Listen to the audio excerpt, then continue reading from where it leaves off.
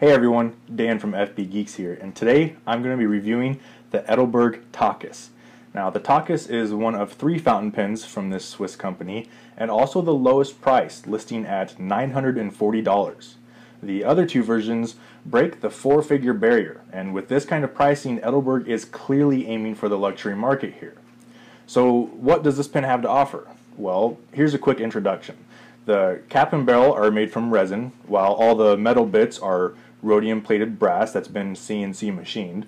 It utilizes the cartridge converter filling system and comes with a titanium semi-flex nib that's only available in medium width.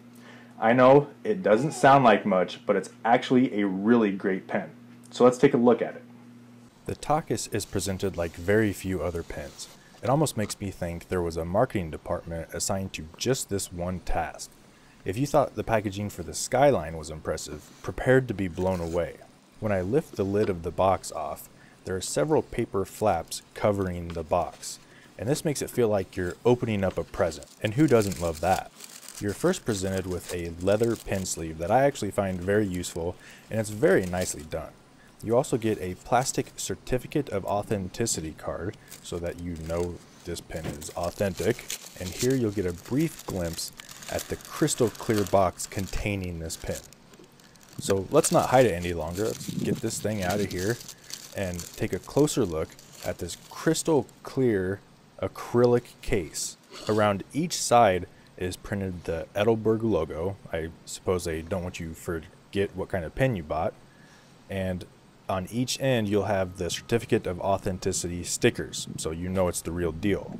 Now don't be worried about this box being fragile. It's solid and very well made, but I don't think it's one I'd have sitting on my desk. It is undeniably cool though, you gotta give it that. And the lid is chamfered around each edge, so it'll sit flush every time when you put it back on. Now when we take a closer look at this, you'll see this glass cigar tube that holds the pen. And I think this is just another very cool way to package a pen. On the inside, it's held in place to prevent rattling with some clear, soft O-ring type spacers. And also at the bottom, there's cotton and then the cork sealing it up.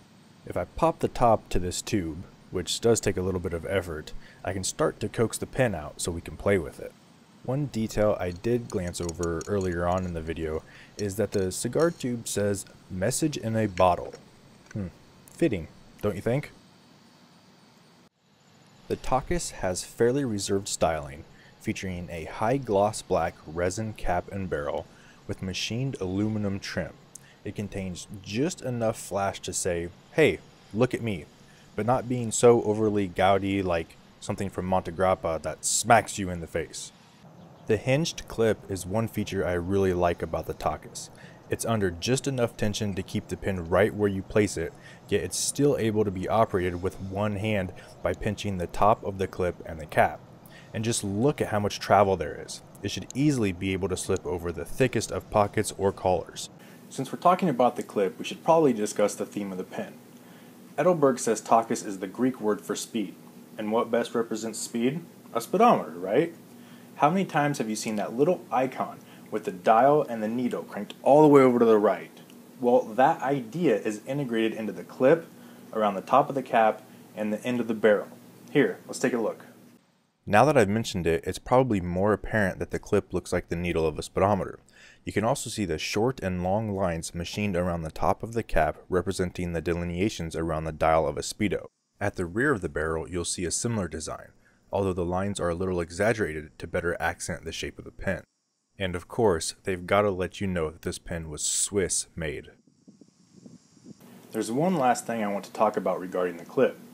You can get the Tachys in a few different color combinations, and I encourage you to check out edelberg.ch to view all the options. My review pen came with the center line of the clip and the Edelberg logo on the top of the cap filled with Superluminova. Superluminova is a luminous pigment that can be charged from other light sources. Then when you go into a dark environment, the pigment glows, but like a battery, its charge only lasts for so long. Here's an image of 2 pens under inside lighting from incandescent bulbs, and here they are with the lights out. Now I'm going to charge the pens using the LED from my iPhone for about 10 seconds, Here's the results. There's a noticeable increase in brightness and duration the superluminova stays visible. When charged from the ambient light in a room, the pen stayed visible for only a few minutes in a pitch black room. When I charged it using my iPhone, I could easily see it for 15 minutes later. Also, sitting in a dark room all by yourself sucks. I did get the best results coming in from outside though. I spent about 45 minutes photographing the pen outside, and when I brought the pen in, I could see the green tint given off from the superluminova even in a fully lit room. Overall though, I think it's pretty gimmicky, but it's still very, very cool.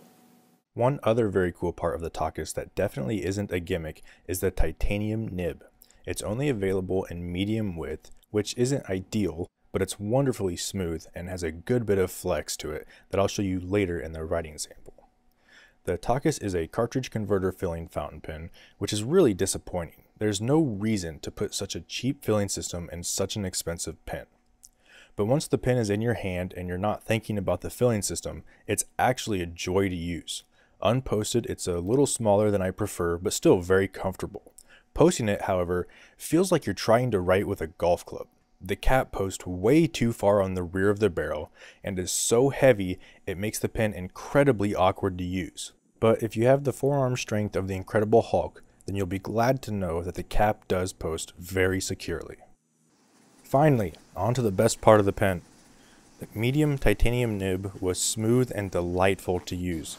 And then there's the flex. Oh my, the flex. This nib was able to provide excellent line variation while still being very smooth. In fact, I'd say it's just as smooth when being flexed as it is when not being flexed. And not flexing this nib is very easy to do. There's enough resistance in the tines to easily allow you to use this nib exclusively in boring medium mode. But if you wanted to have a little fun and let your hair down a little, you can spread those tines without having to resort to ballpoint-like levels of pressure. And come on, just look at that nib in action. How could you resist flexing those tines? So far, all the writing samples you've seen were done right after I filled the pen, so the feed was saturated with ink. Performance thus far has been really good, but as we move into this next writing sample, where I do about a half page of flexible writing, you'll see a much more accurate representation of the performance of the feed. Now, during this writing sample, there was an inexplicable amount of hard starting issues that I didn't encounter at any other time using this pen. The only reason I can think of for this is the paper and the fact that I'm now doing it on tape. Anyway, what you should understand from the sample is that the feed just can't keep up with extended flexible writing sessions. Now that you've seen the pace at which I'm writing, I'm going to speed up the video so you can see exactly how much I've written for this sample. Every time I would get about a half to 3/4 of a page through, the feed would just die. I'd have to prime it by using the converter to push some ink down into the feed.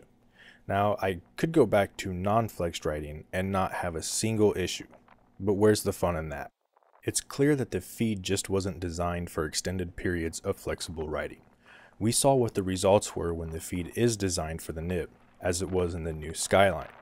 I think Edelberg needs to make that same investment in the Tachys. If you'd like to see this extended writing sample played back at normal speed, I'll include a link in the description below. So there you go. That's the Edelberg Tachys. It's a high quality, very well made fountain pen. And while it offers a genuinely pleasing writing experience, it unfortunately fails to impress. I'm disappointed that Edelberg decided to go with the cartridge converter filling system when it has what would appear to be a great looking piston knob already in place. Then there's the poor performance of the feed when flexing the titanium nib. Now, if Wall Eversharp can make such an outstanding feed in a $265 pen, why can't Edelberg do it in a $940 one? I like Edelberg and I like the Tachys, but I can't recommend it when there are so many other pens out there with so much heritage behind them. For example, the Mont Blanc 149 and the Pelikan M1000. Although I do think Edelberg has what it takes to succeed. They have the marketing and they definitely have the styling. And I'll be very interested to see where they go from here, whether it's more firmly into the luxury market or more appealing to the writing enthusiast. So thank you everyone for watching, If you have any questions or comments, please leave them below and I'll answer them as quickly as I can. Indulge.